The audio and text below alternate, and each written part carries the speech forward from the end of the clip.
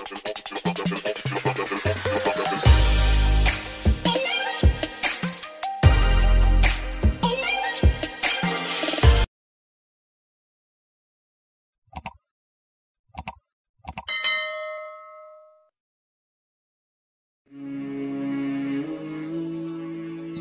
bilang tadi, Semar adalah narasi, adalah deskripsi orang Jawa tentang seperti apa sih ketuhanan dan kebertuhanan itu.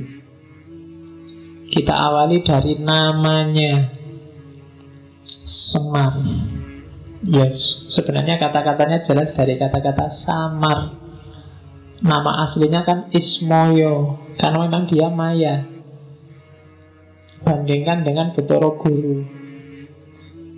Betoro Guru itu jadi kebalikannya Semar. Kalau Semar dia tidak jelas, tapi orang yang masuk ke situ dia akan dapat banyak mutiara terpendam yang luar biasa. Di balik Semar ada banyak hikmah.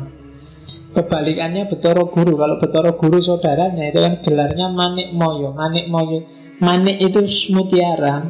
Cuma dia manik yang moyo. Dari luar kelihatan mutiara, tapi kalau diselami sebenarnya nggak ada apa-apanya. Dia hanya formalitas. Maka kalau sedang gegeran, Betoro Guru akan kalah kalau Semar sudah marah. Jadi karena memang levelnya beda. Semar ini misterius. Kalau Betoro Guru itu jelas, tegas. ABC-nya kelihatan, mana halal, mana haram jelas. Tapi kalau Semar ini misterius. Misterius itu kan lebih menarik daripada yang jelas dan tegas. Kamu juga gitu. Jangan jadi orang yang gampang ditebak. Orang misterius sedikit. Kalau orang gampang ditebak itu cepat selesai. Pacarmu juga cepat bosan. Jangan mau gampang ditebak. Kalau hati-hati loh, pacarmu selingkuh. Alah, tenang aja, nggak mungkin selingkuh. Aku sudah ngerti. Orang dikejar-kejar itu karena misterius. Begitu kamu selesai dan nggak misterius, nggak ada orang ngejar-ngejar kamu. Sudah jelas. Semar, Maya, jadi Ismoyo. Orang selalu nebaknya salah kalau berhadapan dengan Semar. Dianggap A ternyata B, dianggap ketawa ternyata nangis, dianggap berdiri ternyata duduk, dianggap seneng ternyata susah. Itu dari sisi sosok dia. Tapi dari sisi fungsinya dia sering disebut Bodronoyo. Bodronoyo, Ki Lurah Bodronoyo. Saya lupa, di Facebook kelihatannya banyak yang pakai nama Bodronoyo. Meskipun ngerti karate apa enggak, aku ya ora paham.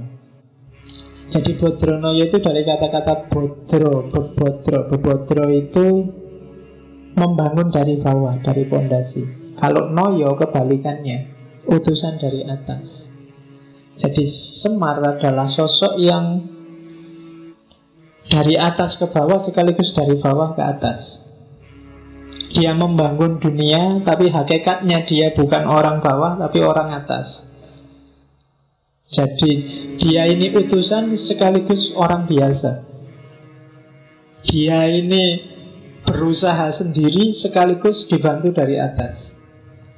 Makanya Semar Bodronoyo. Dan tidak mudah jadi semacam ini. Orang biasanya salah satu. Kalau kiai-kiai, para ulama, para wali itu biasanya Nayoko. Dia dapat ilham, dapat wangsit dari atas terus jadi. Atau kayak kita yang awam itu biasanya bodro.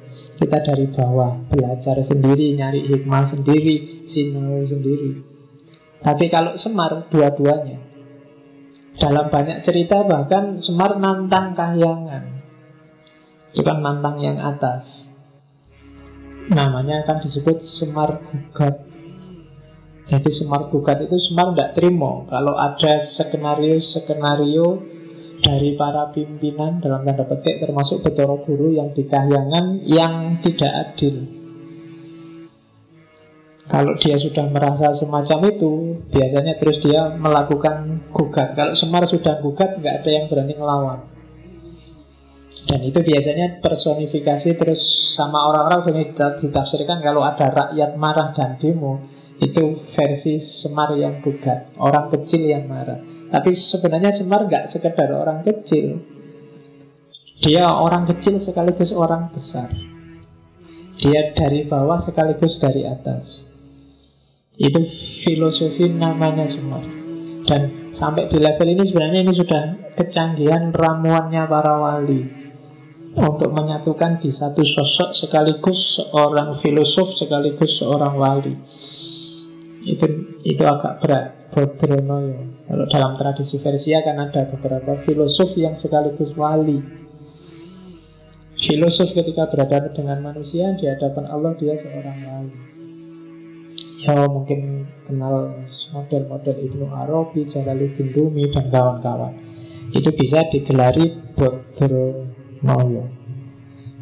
Dari bawah ke atas sekaligus dari atas ke bawah. Dan itu seperti apa hakikatnya pasti misterius, susah ditebak, makanya digelari Semar. Di luar dua nama ini dia punya puluhan nama sesuai cerita masing-masing. Setiap cerita kadang-kadang ada namanya sendiri. Tapi yang utama ini Semar dan Bodronoyo.